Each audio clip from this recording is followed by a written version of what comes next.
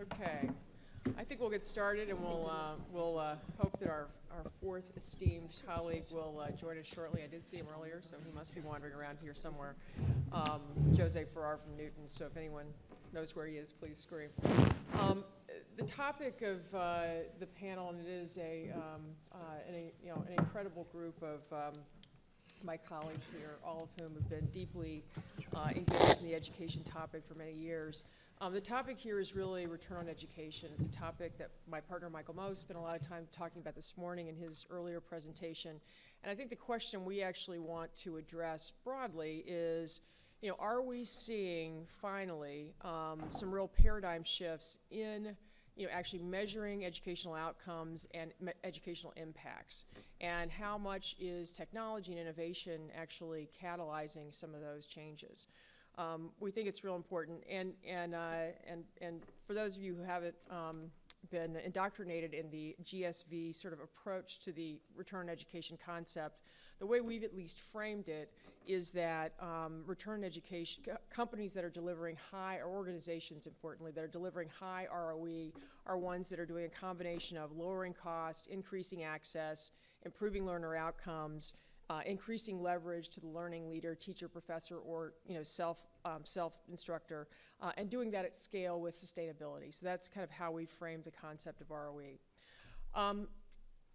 I just kind of wanted to start actually also a little bit borrowing from a piece of Michael's talk, and Jonathan was just telling me earlier he remembers Michael talking about this 15 years ago, but the analog to healthcare. And I'd like you guys to come back here. If you look at the medical industry, and in particular, if you look at the medical, you can look at the device industry, where treatments and choices and options are incredibly data-driven. And they're data-driven around cost, and they're data-driven around efficacy. And the consumer is making choices related to that, and doctors are making choices related to that. It's an incredibly successful global industry. As Michael pointed out, it wasn't a decade or two ago. And I think a big question for education today is, are we finally at a place where we're going to be able to make data-driven decisions, both in K-12 and higher ed, and can we actually achieve transparency around learning efficacy and important things like that? Stacey, you want to take it first? Sure. You want to make the healthcare link? Yeah, is that part of what you want to do? Is that a fair analogy? Yeah. Can we? I mean, we've been talking about it for 20 years. It ain't happened yet. So maybe it's not a fair analogy. And if you disagree, please do. I think that the question is that something to look at? Yeah. So especially, I think the medical device Yep. Industry analogy is an interesting one. If you think about the way technology has transformed, as you said, kind of access, cost, and outcomes for healthcare, particularly in surgical procedures, the technology actually has never been framed as something that would replace the doctor and the doctor's professional judgment or the surgical team's professional judgment. The goal is to put better tools in that surgical team's hands such that patient outcomes go up and costs come down. And I think we're closer to that analogy in education in the last year or two than we've been in a long time, because it's different to imagine you're going to put kids on computers either in their classroom and at home, and instead of the instruction they have available to them in their classroom with their teacher, they have this other option, which can be really important, but that's a different analogy, right? And so one of the interesting things, and I know we've talked about this some in our pre-conversation getting ready for this panel, I think one thing for us to think a lot about in that analogy is that the providers, the innovators, the inventors, the providers of those technology tools do a few things that seem to me a little bit different than we do just yet as a norm in ed tech. One thing they do is not go off on their own as a group of technologists and bang around in the invention lab and come out with something and say, hey, this will be great. Try this. They actually work really closely with medical professionals, practicing medical professionals, in the diagnosis of the problem they're trying to solve, in the brainstorming about what the design of a new tool might be, and in the product dev cycles, the iterative cycles for creating something that actually preferences quality and results and also safety, right? And so throughout the process, the medical technology industry professionals are working really closely, not off in a lab somewhere always, but often in actual hospitals and operating rooms with teams to figure out how will this new technology work better and produce better outcomes. So that's one thing I think we can get a lot better at in the ed tech industry. It's also almost impossible to imagine that those medical teams wouldn't be standing on the shoulders of decades of research about what works in medicine. And I think sometimes we have great teams of engineers off doing really interesting things, not at all paying attention to what we know from the learning research. So I think that's another thing that can get a lot better. I think it's starting to happen, and I'm really encouraged by it. Then the third thing that I would raise before I stop rambling on here is that Good rambling. it's good rambling. The third thing is those device companies or technology innovation companies, part of their success is actually tied to whether or not those surgical teams can implement the technology easily, whether it fits in the workflow of the operating room, is easy to adopt, and actually helps those teams work better together to serve their patients. And so I think one thing that's actually really challenging sometimes about education technology is it actually doesn't fit in the workflow of classrooms very well at all. It's really hard for teachers to figure out how to use it and to use it well with their kids, or they have to go to days and days of professional development outside of their classrooms to figure it out, and then they come back, do their best at trying to make this thing fit within this workflow that it doesn't really fit in, that may or may not really be attuned to the workflow. And then we all say, as funders of that stuff, as researchers about that stuff, and as creators about that stuff, well, it's a fidelity of implementation issue. Like, we created this great thing, and it got great results in our controlled trials, and then we put it out in classrooms, and those teachers really didn't use it right, so it didn't get the results we want. So I'm being obviously extreme about that. There's probably always a grain of truth in those kinds of things, but it's also true that isn't that kind of on the creator and inventor of the technology to make sure that the stuff doesn't take weeks and weeks of out-of-classroom training to make it work?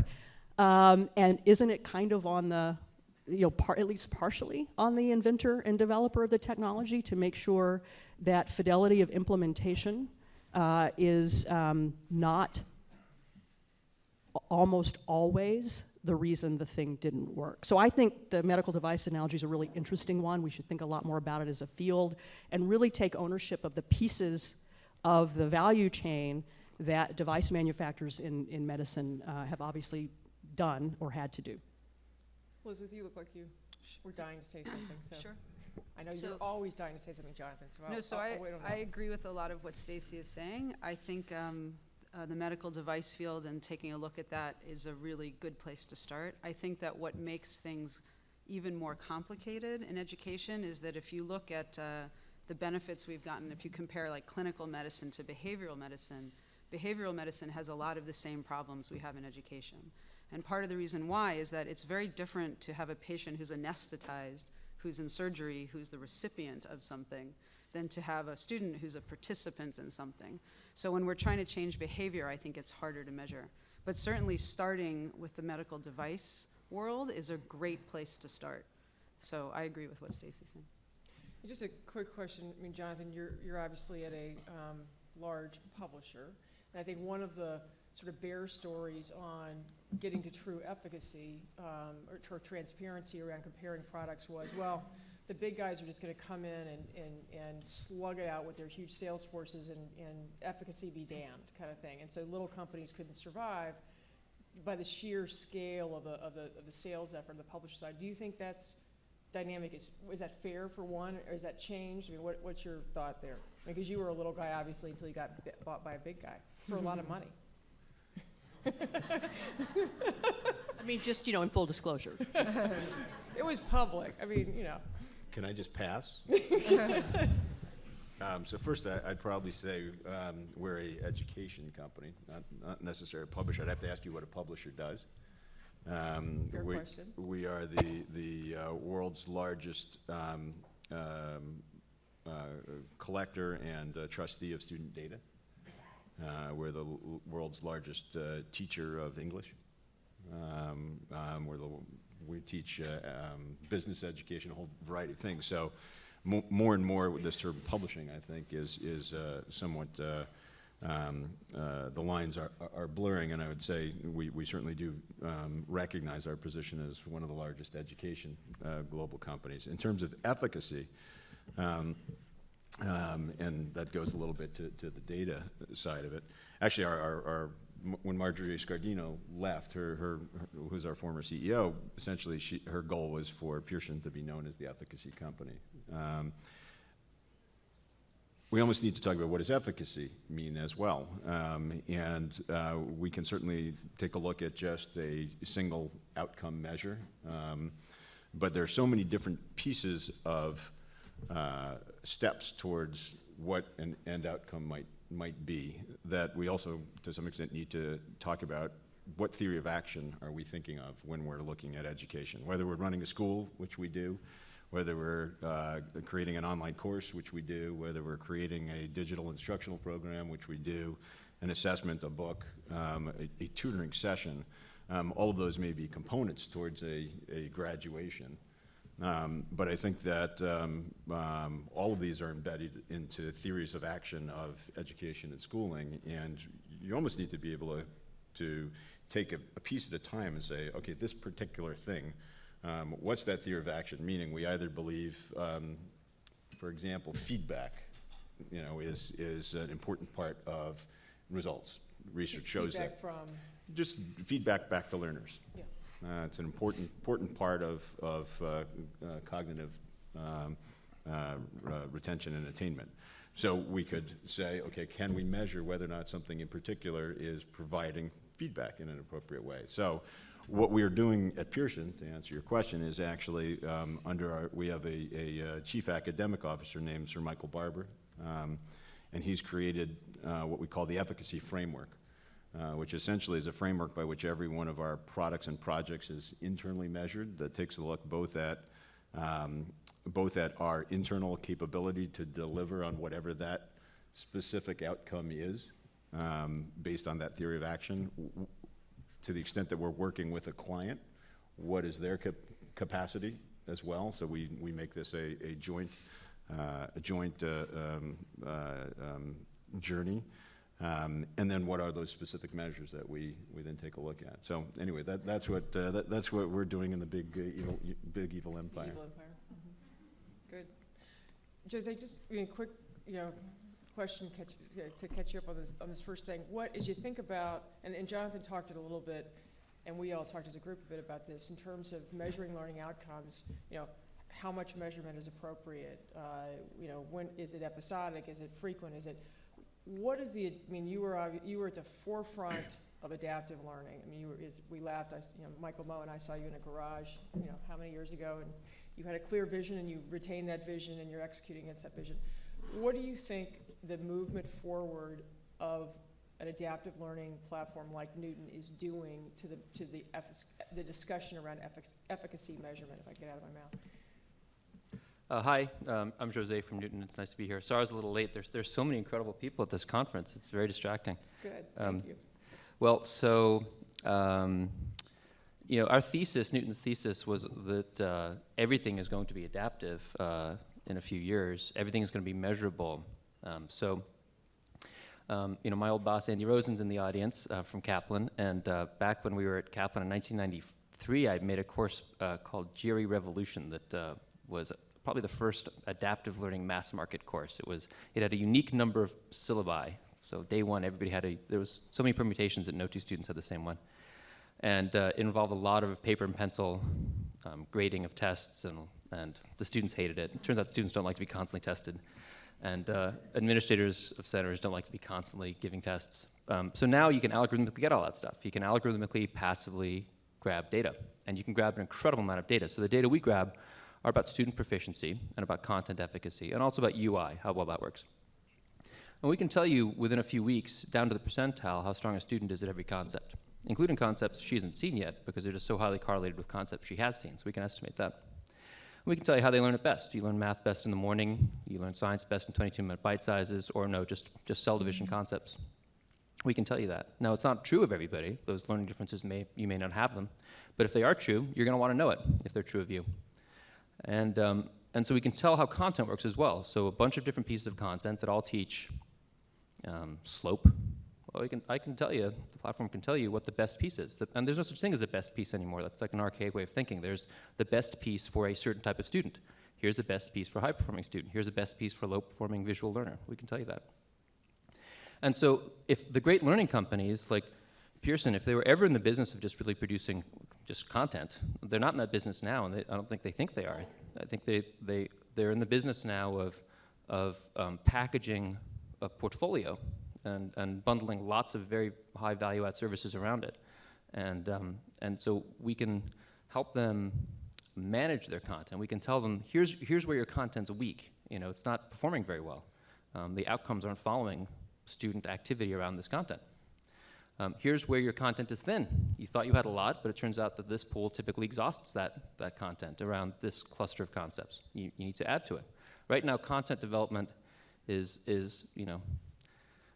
you build a new course, or you revise your content, or your product, and you kind of spend a little bit of time on everything, and that doesn't make any sense. You do it because you don't have the data, but we can tell you where you need to spend your time. So that world is coming. It's going to be a world of transparent outcomes. That there's nothing that's going to stop that. It's almost already here, and it's going to be here very soon. We'll be able to tell you exactly how much the students are learning, exactly what velocity, where they're strong, where they're weak, what their bottlenecks are, and we can tell you exactly how the content's performing, and the world will adapt accordingly. Do you have a comment, Elizabeth? on Sure. that? Yeah. So we at CFY are doing something similar. We're also trying to figure out if you have the same type of content, so we'll talk slope again. We're looking at how you can do these mini random control trials at very rapid pace to be able to tell which of the different pieces of content is the most efficacious, and to also be able to provide that feedback back and to make it transparent. So we're on the same type of path. We're looking at, we've been building a research advisory group to make sure that our research design is airtight. And we're in the process of getting something going as well. So it'll be interesting to see how both of us end up doing this work. So we're just very excited about it. I actually have a question. Mm-hmm. You're usurping my position? I am to Jose and Elizabeth. It's probably what you were going to ask next, Deborah. I'm sure it is. So when we talk about all this amazing learning data that's getting generated in your platforms across content providers and across kind of implementation scenarios, and the fact that at some point in the future, probably the pretty near future, we're going to have a much richer sense of what works best for which learner under what conditions, right?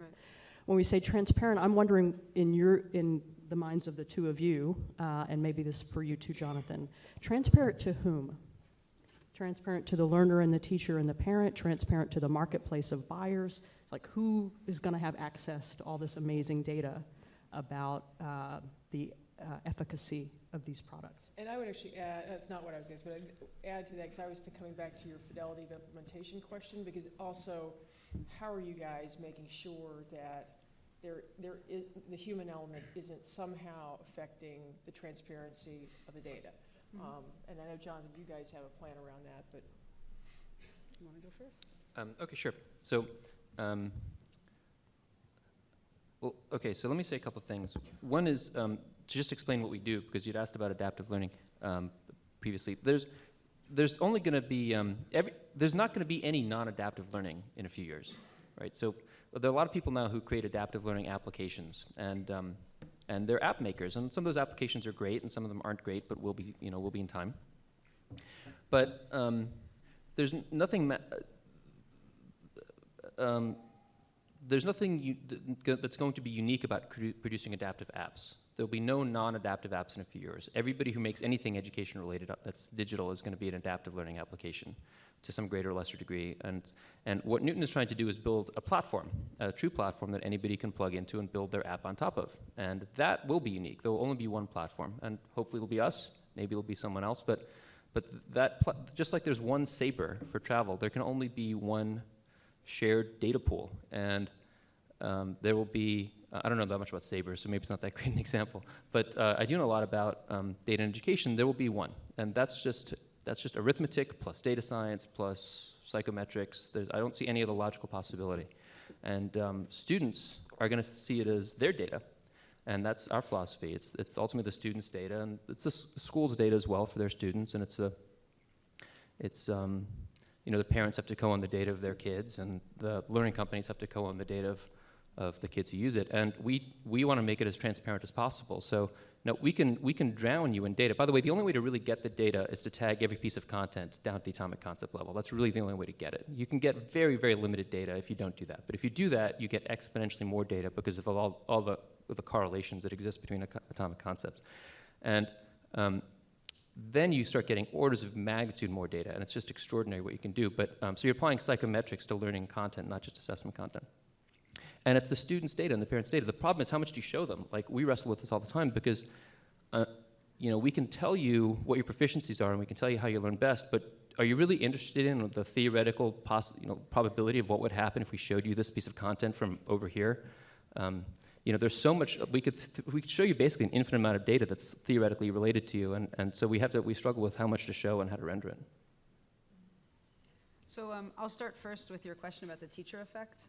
I think that's an excellent question. So if content is perceived as something that's, say, a course long, then it's impossible to pull out the teacher effect. What we're looking at, which is similar to what Jose was saying, is that we're looking at granular content. When you're looking at really granular or atomized content, you can then actually pull out the teacher effect. And we've been able, with the research advisory group that we put together that includes SRI and MDRC and some psychometricians, what was really exciting about the first meeting we had with all of them is all of them were looking at us and saying, oh my God, this is like such a different world. Like, we're used to this world where a random control trial costs $2 million and takes 2 years. And if we make one mistake in the research design, it's like, that's it, because we're never going to repeat it.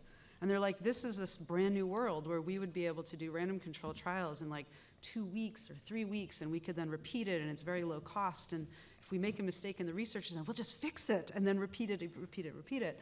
And it's a very different type of world. And I think the beauty of testing atomized content or granular content is the ability to actually pull out the teacher effect, which has been so vexing for so many of these research studies in the past. In terms of transparency, I mean, we're a national nonprofit, and so our goal would be to make the information as transparent as possible. And I think it all depends on what your purpose is. And in our case, the purpose of our doing this work at all is because we believe really deeply that the market is not functioning as well as it could. And in order to make the market function better, we believe the data needs to be out there in the market. So that's why, I mean, if we collected all this data and didn't make it transparent, we would not be delivering on our mission of what we're trying to do with this project. Good job. So we've gone from return on education to how we measure atomized bits. Same thing, though. I don't know. I actually don't Okay. think so. I think, again, it goes back to theory of action. A longer day, how does that compare to, whether or not a activity was tested in some particular way? Kind of stringing together of atoms, I'm not sure creates education in itself. I think it's a bit more complex, but we can delve into that.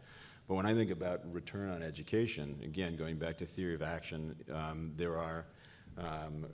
we have to talk about, well, which things are we willing to hold as constant? Like the former discussion, are we willing to hold, are we saying we can't extend the day? Are we saying we can't change the people? Are we saying we can't extend the year? Before we start getting into even what instructional practices are down to what are the bits and bytes of atoms. And then the question of also whether or not the human being has effect in the room, which certainly I believe that the teacher does. Absolutely. So the notion that everything becomes adaptive assumes kind of two things. One, that students or people learn as receivers as opposed to creators, and two, that they'll be learning primarily from machines. So I would suggest two things. One, that students engaged in creation is a huge part of education. Two, human interaction with respect to motivation, especially when we're talking about younger years, are key towards thinking about, again, systems of return on education. That being said, if we want to then get into specific Adams, I would agree with a lot of the. Well- Well, the- let me Well, I just think, add, like, yeah, I mean, let me you just could- add one thing. We're not, I think the two of us are coming at this very differently. We actually believe that education will be adaptive, but we're not saying that technology is the one that's going to do the adaptation. I mean, we work directly with teachers. Teachers are making education adaptive. They're creating different Well, groups Jose of was students. talking about adaptive No, learning you're, systems. yes, no, that's true. In Jose's case, it sounds like, I don't know, that it's all digital. In our case, we're trying to combine, we're doing blended learning, so we're combining Sure. teachers with the technology. But, you know, from our perspective, we have teachers who are trying to pick atomized content to provide to their students, and we want them to know what's most efficacious so that they can make the decisions, and they themselves are making something adaptive. And you can have technology that advises them and says, hey, you might want to choose this or that, but in our world, the teacher always overrides the recommendation if they want to, so. And I think we've found for years, for example, in interventions, that putting students in contained systems that are adaptive tends to be very powerful. The notion of general instruction where all kids are learning in an adaptive way, and that's different than giving teachers data so that teachers can differentiate and That's have right. continuous improvement. So I would say that there are different Different beasts. technologies probably will be pointed at different places. I would probably disagree that there'll be one Uber platform in the world I that disagree all too. atoms are streamed through towards and into every child's head, but we shall see, I guess.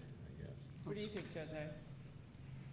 I mean, there's so much disagreement with what I believe that I'm not sure how to begin.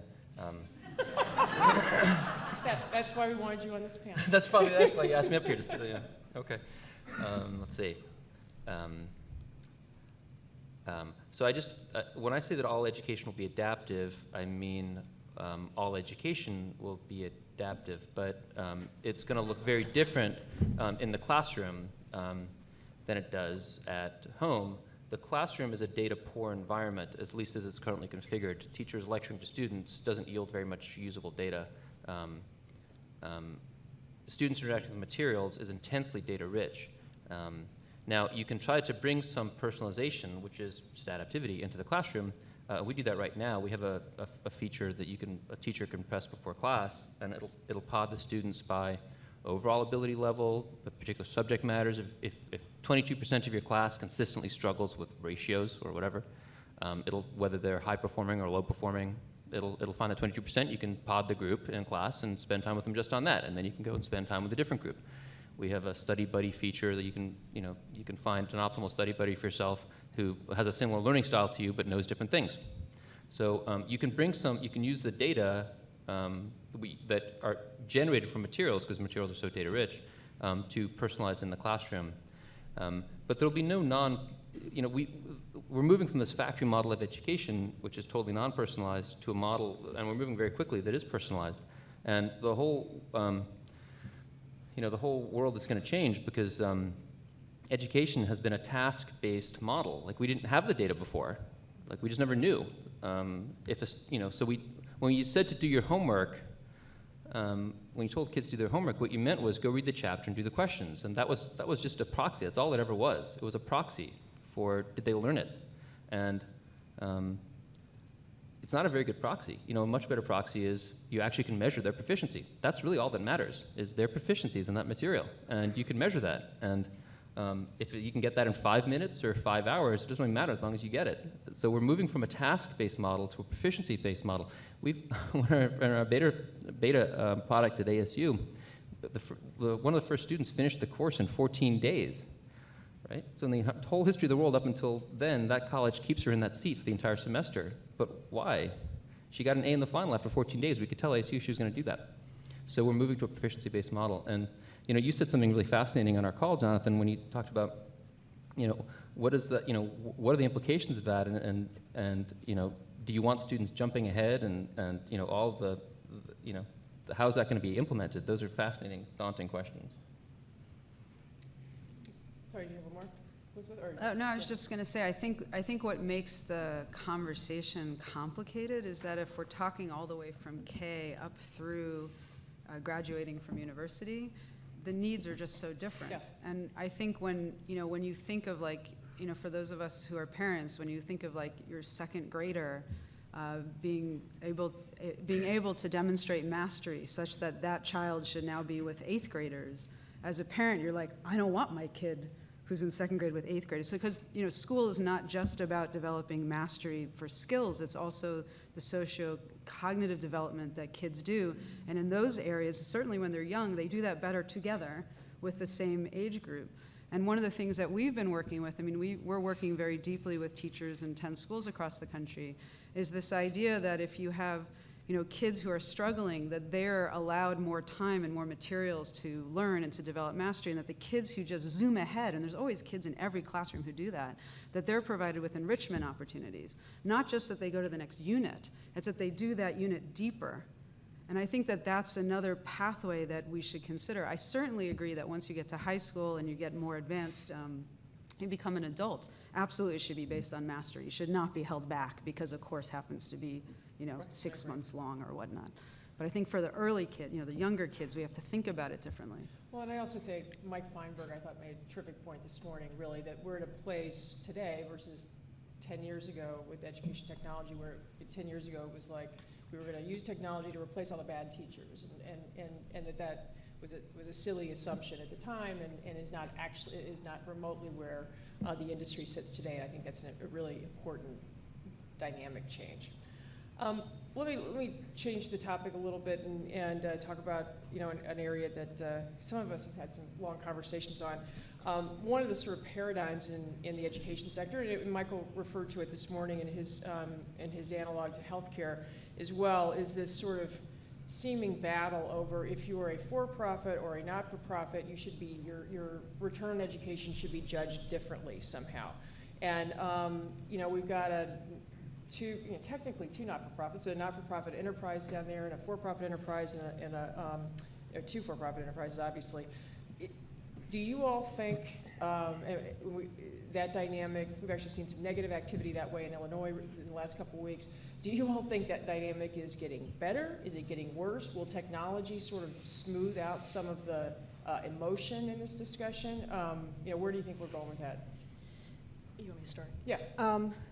It's interesting, you know, I think the conversation happens on a couple of different levels, and I think it's, at least my experience with it is pretty different in each of the levels. So when I sit in rooms like this and, you know, in conference room at think tanks in DC where for-profits and nonprofits are together, there's a whole lot of conversation about how they're treated differently and if only this happened and if only that was true. And it's not an illegitimate conversation. It's true, and it's a lot about policy and how states are willing to release dollars and what kind of, you know, regulations might be in place to make it easier on a for-profit, easier on a nonprofit and harder on a for-profit, or that federal grant programs are available to nonprofits and not for-profits. And so those are real issues, and those get talked about. What I think is fascinating about the ed tech piece, or the digital content and tools piece, Deborah, as you say, is when I'm in rooms with school leaders and teachers, they never bring it up. They just don't bring it up. So Sunday, I was in a room with school leaders all day, 20 plus schools, some of them are in the room now. They spent the day talking to each other, so they're all kind of on the cutting edge of trying to create these personalized learning schools that use blended instructions, and they were kind of swapping notes on what they use, why, what they like, don't like, what bid they got last week from which vendor, and that's different than mine. At one point I said, this is a nightmare for suppliers to have you guys in the room talking to each other about this, but it's a wonderful thing to start getting more transparency across these tools. For 5 or 6 hours, those folks talked to each other, and not once did they say, I like this one because it's a nonprofit. I don't like that one because it's a for-profit. I'm using this one because I trust it because it's a nonprofit. It's just not what they talked about.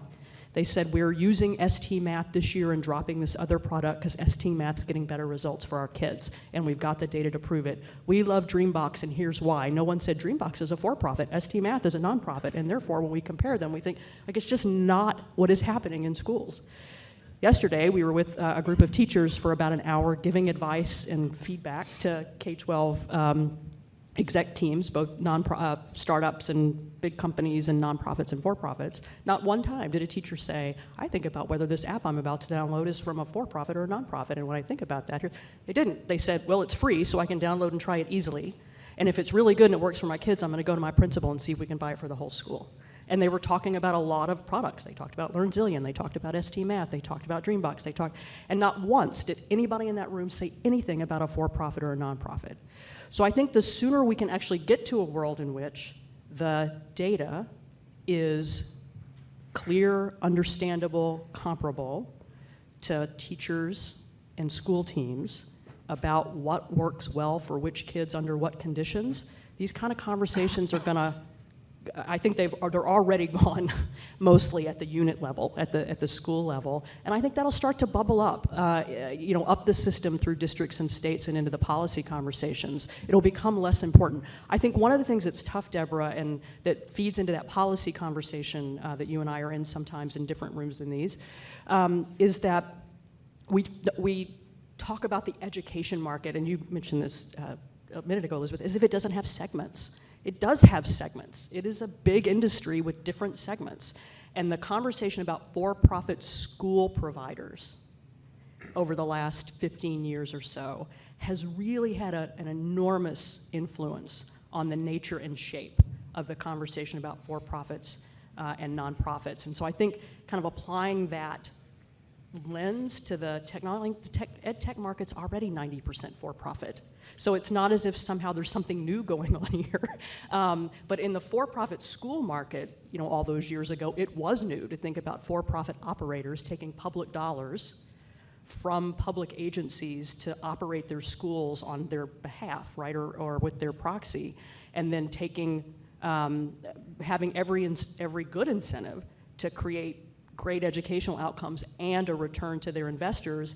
It's just a different kind of conversation that sometimes has a lot of fear and uncertainty mixed up about it, but also some really legitimate questions about the role of private providers providing what are essentially social goods and taking tax dollars to do it, and what the requirements on them ought to be. And maybe the bar is a little bit different in terms of transparency for a for-profit versus a government school versus nonprofit. I would say it shouldn't be different, but I'd love to see for-profit providers, whether it's of technologies or school providers, virtual school providers, brick and mortar school providers, actually take a leadership role in the transparency of information about how they're performing relative to other options in a neighborhood or in a city or in a state, rather than saying, oh, we're treated differently because we're for-profit, but we get better outcomes and that's not fair. Okay, show us. Great, you get better outcomes. Let's see it, and let's put some pressure on this segment overall to get more transparent in easily understandable ways about what's working for kids. Otherwise, it's not a false dichotomy, it's a real distinction. It's a tax status, right, a nonprofit or a for-profit, but capital flows differently, and we'll get caught up in that conversation, which actually really shouldn't matter all that much, when the conversation we ought to be having is the one that you and Michael have defined so well, which is increased outcomes, lower cost, better access, leverage the instructor, and ability to scale if it works. Like, that's the conversation. But it's easy to get caught up in the distraction of the tax status if the data is not transparent, right? Am I chopping? Oh. Well, I know Deborah wants us to always have good controversy, and so we have to try to find things to disagree upon. But I would actually go back to your reference to Michael's discussion of healthcare and education, and suggest that what Michael was talking about 15 years ago was the difference between the private sector participation of healthcare going back and now versus education and now, and their relative growth rates, and how there's a very small private sector participation within education. But I would also say that when we look within a larger education reform movement, that the issue is less for-profit, non-for-profit than government, non-government. And often I find that if you're a believer in education reform, that we're just like wolves eating ourselves here when we're talking about the little piece of the budget, which is education technology, if we're actually trying to think about reforming an industry. And so when we get into again, profit, not for profit, I would say, is government better than running non-government, and at what level are we allowed to participate with either of those two?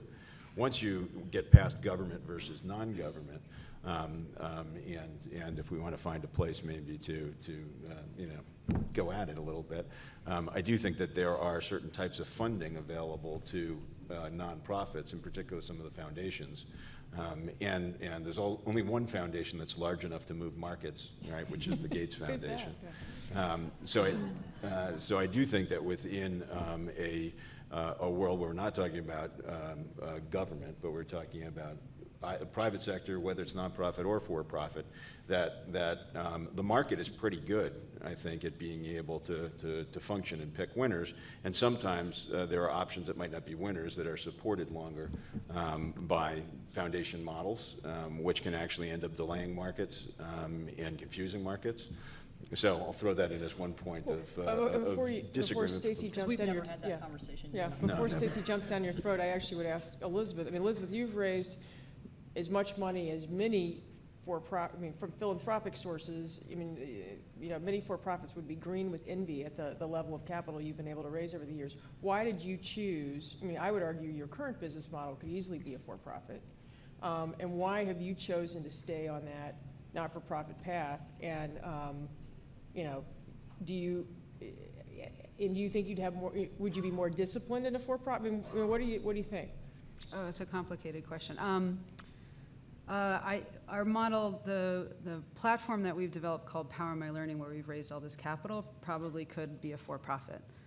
But this project that we're talking about, that I've been talking about on this panel, which is around our being able to test whether something is efficacious or not, I actually think it suits us to be a nonprofit to provide that information.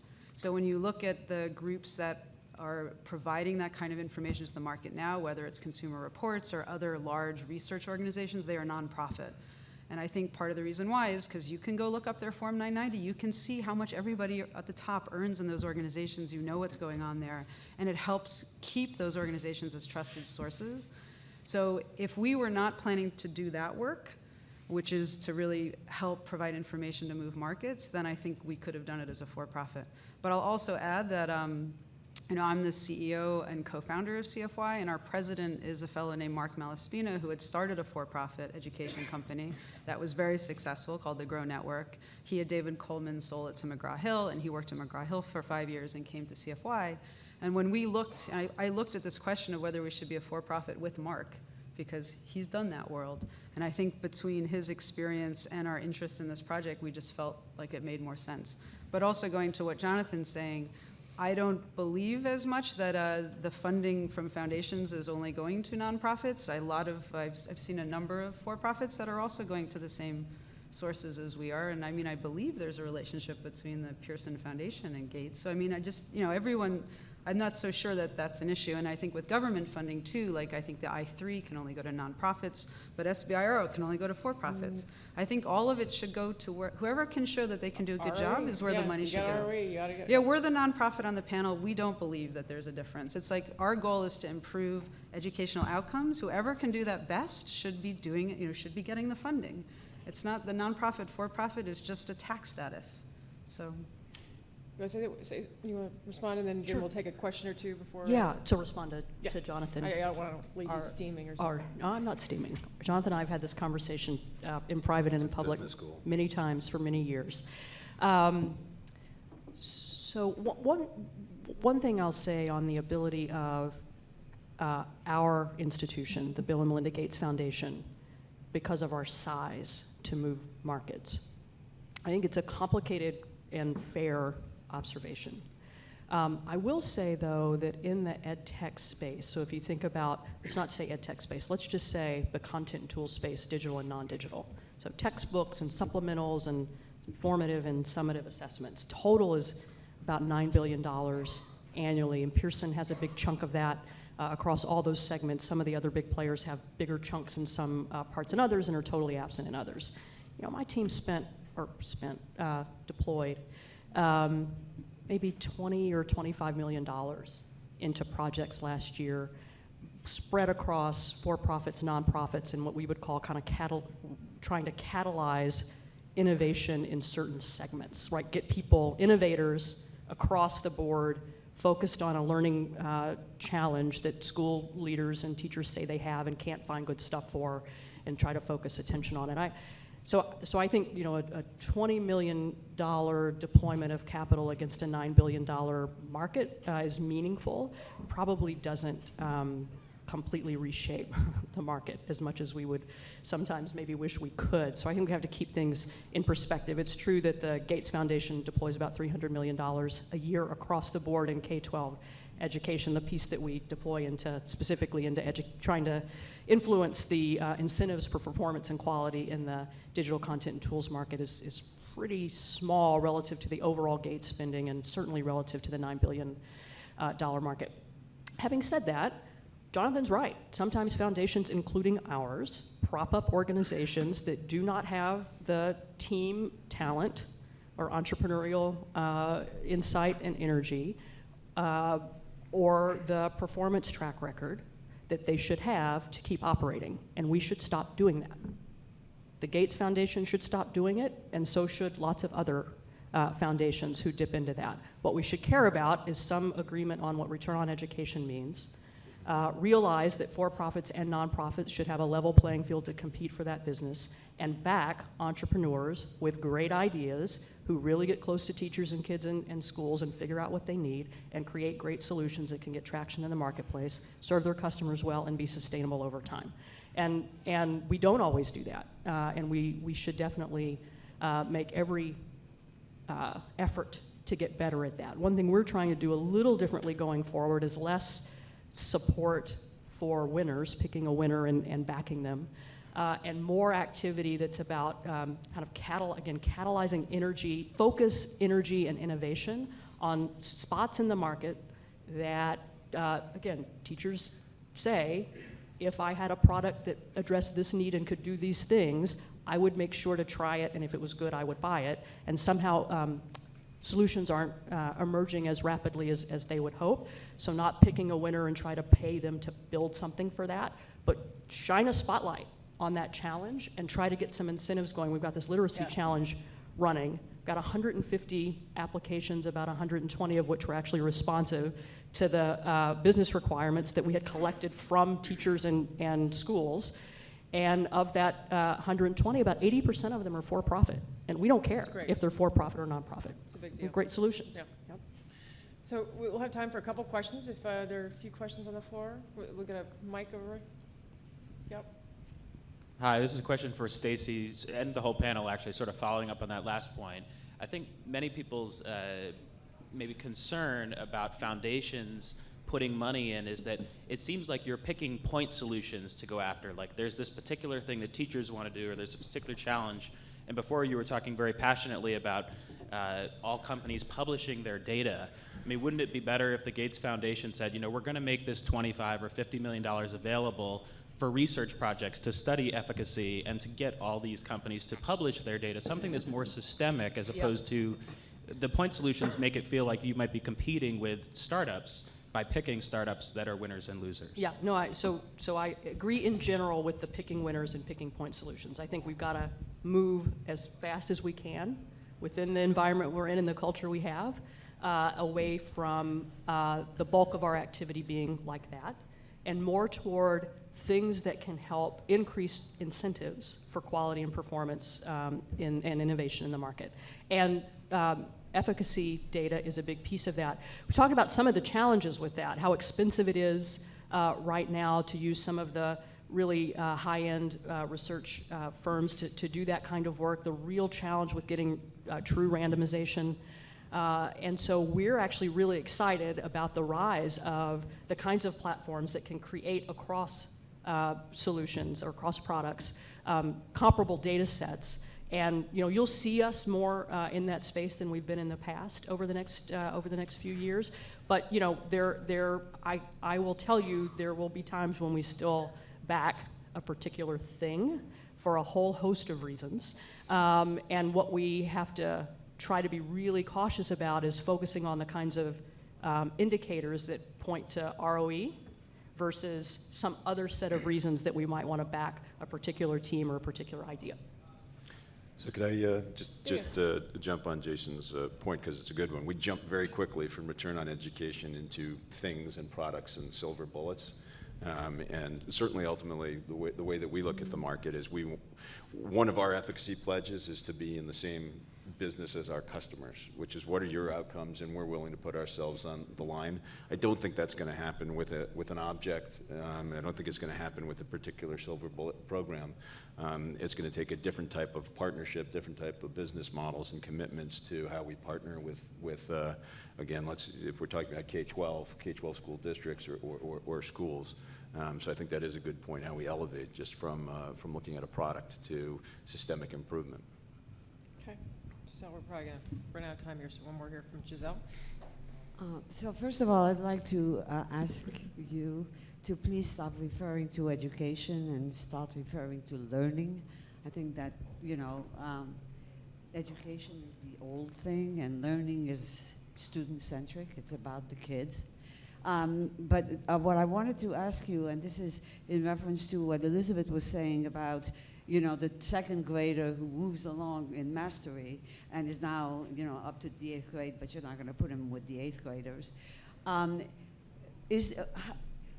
you seeing anything, any of you, in the field that is beginning to develop peer-to-peer, so that second grader who's way ahead now works with his classmates to help them move forward? So I can take a shot at that. So we're doing some deep work in schools across the country this year where we have an instructional consultant who's working with the teachers weekly. And what we're working on, this is really our understanding of professional development and the teacher side of the equation. So I think Jonathan keeps talking about objects, and we also need teachers. We're looking at both, but we're trying to separate them so we can understand them both very well. And one of the things that we've seen with teachers is as they're doing their groupings, we've looked at what makes the difference in terms of homogeneous groupings or heterogeneous groupings. A lot of teachers will purposefully make the groupings heterogeneous so that they can have the student who's accelerated be doing peer instruction or be doing peer learning with their peers, because that's also, as we all know, it's one thing to learn something, but you don't really know you've learned it till you teach it to somebody else. So that's one of the things that we've seen quite a bit of, and also a lot of focus on the metacognitive steps of learning. So it's not just being able to do, it's being able to understand how am I doing what I'm doing. It's like being able to plan, monitoring what I'm doing, and self-assessing is the kinds of steps we're seeing teachers take with those students who are far ahead. I know that in the past, I think the thing that's so frustrating for people is, there's so many stories out there of a student who's so accelerated and then they're told that they're bad for being so accelerated. And it's like, that's a terrible outcome for everybody, not just the student and that student's parents, but for us as a society. And we need to make sure that we have opportunities for those students to progress. It doesn't mean that they go to the 8th grade now, but there's lots of things that they can be doing to develop some of these metacognitive skills and be doing peer learning in the classroom. Okay. And we're seeing teachers doing that, and we're documenting it to understand how to help other teachers. Okay, great. Unfortunately, I think we're going to have to get the hook here for the next group to come in. Thank you guys so much. Thanks to the panel.